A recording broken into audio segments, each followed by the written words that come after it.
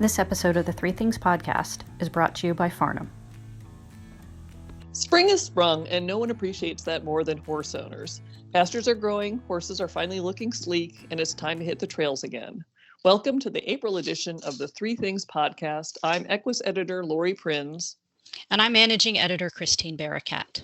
This podcast is designed to provide a quick and focused look at horsekeeping topics that are particularly relevant for the month ahead. Spring has indeed sprung, and it's a busy time around the barn, so let's dive right in. Years ago, a veterinary researcher we worked with suggested that EQUUS designate April as Laminitis Prevention Month. We thought that was a great idea, and from then on, we made a particular effort to educate and inform people about this terrible hoof condition at this time of year. Of course, there's enough to say about laminitis to fill 10 podcasts. We could talk about which horses are most at risk, specifically those who are overweight, have metabolic issues, PPID, which is also known as Cushing's disease, or have a history of the condition. We could also talk about how improved pasture grasses put modern horses at risk for nutritional overload that triggers laminitis, or how researchers are working to identify the exact mechanisms of the disease in hopes of stopping the devastating cascade of events. We could also fill hours discussing the various treatment options that so many dedicated veterinarians and farriers are working on to give these horses a chance after disaster has struck, but we decided not to. You can read in-depth articles on those topics at equusmagazine.com, and instead we're going to focus on the more immediate aspects of laminitis prevention. What we want to remind you of is what you can do right now, today, to protect your horse from laminitis, and that's limit his access to pasture. If you have any indications or suspicions that your horse might be at risk of laminitis, put a well-fitting muzzle on him today and make sure it stays put. If he keeps taking the muzzle off, as many horses do, find or make an area without grass, commonly referred to as a dry lot, where he can be turned out without the risk of dangerously overindulging on grass. Between muzzles and dry lots, there's no need to keep an at-risk horse cooped up all spring, and that would be detrimental to his health in other ways. But you do need to implement one or both of these strategies right away to protect an at-risk horse. Now's the time to do this. Not too long ago, we received an interesting laminitis question from a reader. She asked if, since the hormone cortisol is involved in the development of laminitis, and since stress increases cortisol levels, wouldn't the stress of not being able to eat grass during the spring actually trigger laminitis itself? It was a question that had never come in before, and it was an intriguing one. So I posed it to one of our favorite veterinary experts, and the answer was a quick and resounding no. Stress related to laminitis control efforts cannot actually trigger laminitis. Your horse may not enjoy wearing a muzzle or watching his less metabolically challenged herd mates graze without him, but that stress isn't nearly as harmful as access to pasture that can trigger laminitis. It's a bit of a tough love situation, but if there's any time for tough love, it's in the spring to prevent laminitis. Yes, with any disease, prevention is usually better than trying to treat or cure it, and laminitis is ever so much more so. Yes. Admit it, bugs suck. They're the last thing you want hanging around your horse and stable. Our friends at Farnam can help rid your barn of these annoying, filthy, disease-carrying bad guys. If you're ready for the best way to protect your horse, your stable, and yourself, look to Farnam's no-fly zone solution. The people over at Farnam have discovered the best way to set yourself up for success is by fighting on all fronts. With their 3-stage approach of block, repel, reduce, you can be sure flies, mosquitoes, and ticks are kept away. Go to farnam.com, that's FARNAM.com, to learn more and download a free copy of the Horse Owner's Guide to Creating Your Own No-Fly Zone. Plus, you can find money-saving offers to help you get on your way to a fly-free zone. Farnam, your partner in fly control. The next thing we want to talk about is conditioning. Even if your horse isn't an elite athlete, he still needs careful conditioning as he makes the transition from a slow winter schedule to an active spring season.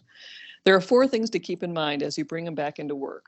First, you need to push him a little in each exercise session to increase his fitness, but stress him only slightly or you'll risk injury. His breathing should return to normal within 2 minutes when you stop. If it doesn't, you've done too much.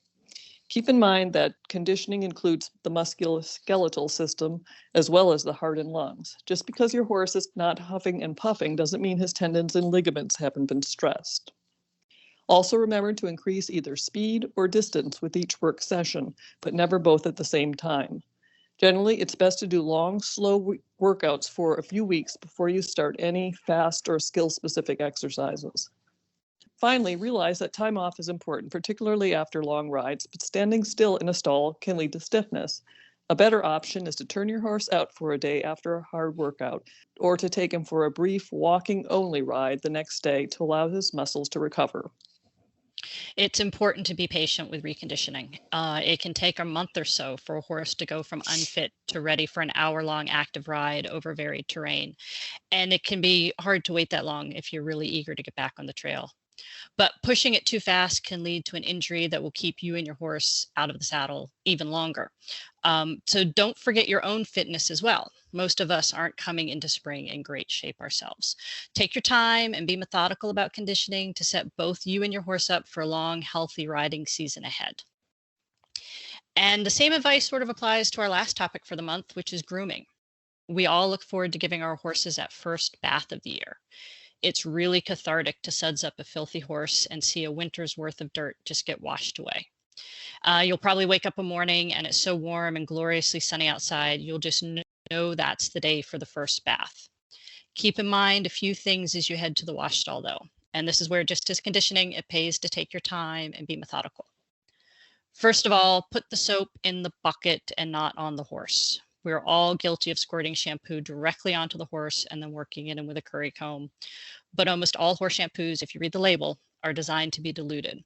Applying them directly to the horse makes it harder to rinse thoroughly, and you can actually end up with an itchy horse. Not to mention you use more product than you need, which is a waste of money.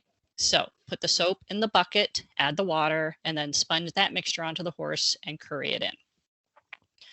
Also, take your time and pay attention to places you don't see. Remember, baths aren't just for making a horse look good.